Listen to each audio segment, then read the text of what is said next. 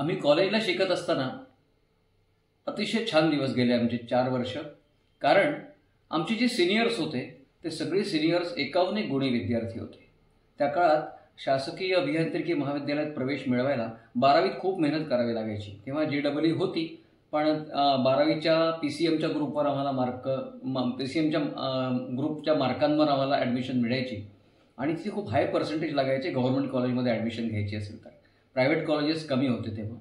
आणि आम्ही शिकत असताना आमचे सिनियर्स जे होते ते केवळ अभ्यासातच हुशार होते असं नाही, तर इतर सांस्कृतिक कार्यक्रमात, खेळांमध्ये आणि पेपर प्रेझेंटेशन्समध्ये आणि इतके किती गोष्टीत ते पुढारलेले होते काय सांगू. आणि आम्हाला त्यांचा अभिमान होता, त्यांचा आदर्श आमच्या डोळ्यासमोर होता. आणि आम्ही 3rd इयरला असताना आमच्या सिनियर्सचं फेअरवेल झालं. 22 मार्च 1992 मला डेट आठवते अजूनही, कारण मी माझ्या जी कविता केली होती त्या कवितेत मी डेट लिहून ठेवलेली होती. त्या दिवशी त्यांचं फेअरवेल झालं आणि त्या दिवशी सगळ्यांनी आग्रह केला. तोपर्यंत मी एक नट म्हणून, एक साहित्यिक म्हणून थोडा कॉलेजमध्ये स्थिरावलेलो होतो. तर तेव्हा सगळ्यांनी आग्रह केला की राम, तू एक काहीतरी सादर कर, काहीतरी कविता सादर कर. आणि या कवितेची आयडिया मला कशी सुचली, या कवितेची कल्पना कशी सुचली याबद्दल प्रांजळपणे सांगू इच्छितो की वपू काळ्यांनी वडोदऱ्याच्या साहित्य संमेलनात एका काळच्या जुन्या काळी एक कविता केली होती अध्यक्षीय भाषणाच्या आधी. आणि त्या कवितेवरून मी ही कविता घेतलेली आहे. त्या कवितेवरून स्फूर्ती घेऊन मी ही कविता केली आणि ही कविता आमच्या सगळ्या सिनियर्ससाठी केली. या कवितेतल्या भावना अगदी सच्च्या आहेत, कारण तोपर्यंत आमचं सिनियर ज्युनियर नातं संपलेलं होतं. आम्ही सगळे मित्र झालेलो होतो आणि त्या सगळ्यांचा आदर्श माझ्या डोळ्यासमोर होता आणि कायम आहे. तर या सगळ्यांसाठी ही एक कविता आज मला सापडली आणि या सगळ्यांसाठी म्हटलं पुन्हा एकदा आपण सगळ्यांसाठी ही कविता मी सादर करतो. अतिशय कृतज्ञ भावनेने, एक ग्रॅटिट्यूड म्हणून माझ्या सगळ्या सिनियर्ससाठी ही कविता मी आपल्यासमोर सादर करतो आहे. कराडच्या या ऐन उन्हाळ्यात माझी मात्र दातखीळ बसली. भाषण देण्याची योग्यता नसताना भाषण देण्याची पाळी आली. म्हटलं वेळ आलीच आहे तर चुकवून आता चालणार नाही. दणदणीत भाषण ठोकल्याशिवाय आपली आता सुटका नाही. रात्री विचार केला भाषण कसं हवं, भाषणात काय काय हवं, हे हवं आणि ते हवं, सगळं कसं नवं हवं.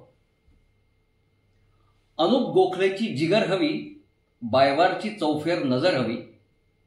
भटच्या प्रतिभेसोबतच प्रफुल्लच्या गाण्याची नेमकी तान हवी. गायत्रीचं तेज हवं, थोडी अनुपमाची वटवट हवी. श्रीराम आणि हेरमची शाब्दिक जुगलबंदी हवी. लंगरांची कविता हवी, संजय पवारांचे गंडवणे हवे. तरी भाषण पडलंच तर अजयसारखे स्पोर्टिंगली स्वीकारायला हवे. म्हणून यापूर्वीच्या सगळ्या सिनियर्सची भाषणं पाठ केली. म्हटलं तरलो तर आपण बाजी मारली, बुडलो तर त्यांची जिरली. कमलकिशोर उक्यांनी पोटतिडकीने लिहिले. सचिन दंडवते मात्र यावर्षी गप्पच राहिले. पोंगड्यांसोबत अय्यरी आता चाललेत. फुटबॉल ग्राउंड मात्र अचानक सुने सुने झाले. चेतन माने शैलव हलदुल्यांसोबत जाणार आहे आता स्टायलिशपणा. बरोबर बोललात बघा, आता नुसता उरणार तोच तोपणा. बापट, चोरडिया, खटावकरांसोबत आपल्यातले टॅलेंट्स चाललेत. कधी कधी वाटतं आता आपले तरी या कॉलेजात किती दिवस राहिले. कंकाळांना सध्या काही विचारू नका. ग्रुप टेक्नॉलॉजीमध्ये तुम्ही शिरू नका.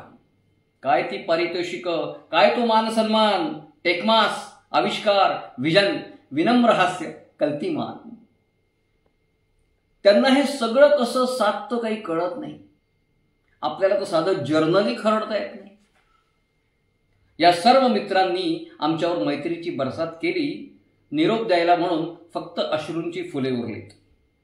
या सगळ्यांची ओढच मला आज इथे घेऊन आली. माझ्याही नकळत माझी जीव आज बोलू लागली. भाषणापासून दूर राहिलो, यांच्या सहवासानं ती ओढ भागली. तर यांनी संगनमत केलं आणि आपणहून सुपारी दिली. भाषण दिलं नाईलाजानं, ओढून ताणून चंद्रबळ. हे सगळे बोर होत आहेत, हे त्यांच्याच कर्माचं फळ. तरी नकळतपणे माझी चित्तवृत्ती बहरून आली.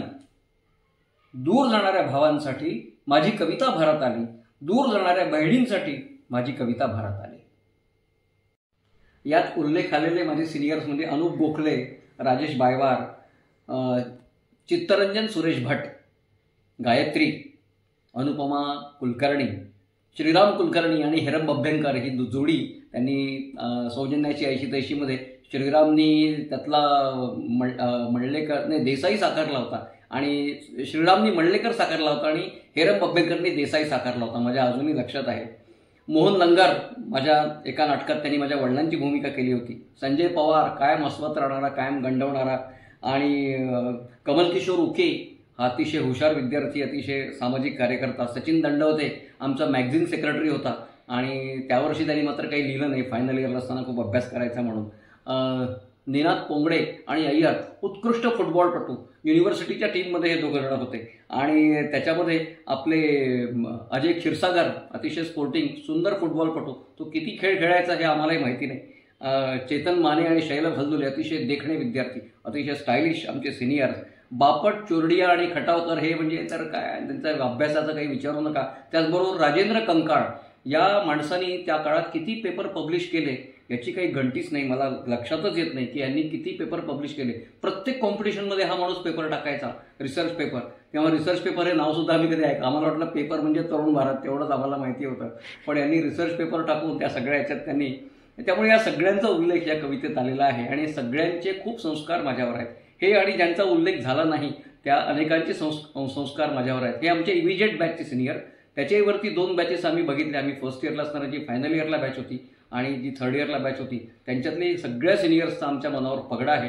आमच्यासमोर एक आदर्श घालून दिला त्यांनी, अभ्यास कसा करावा आणि आपलं जीवन कसं आखावं. आता हे चांगले सिनियर आम्हाला लाभले. आमचं जीवन आज जे काही घडलं त्यात आमच्या आईवडिलांचा जो वाटा आहे, त्याच्यामध्ये आमच्या सिनियर्सचा, कराडला आमचे जे सिनियर्स होते त्यांचासुद्धा फार मोठा वाटा आहे.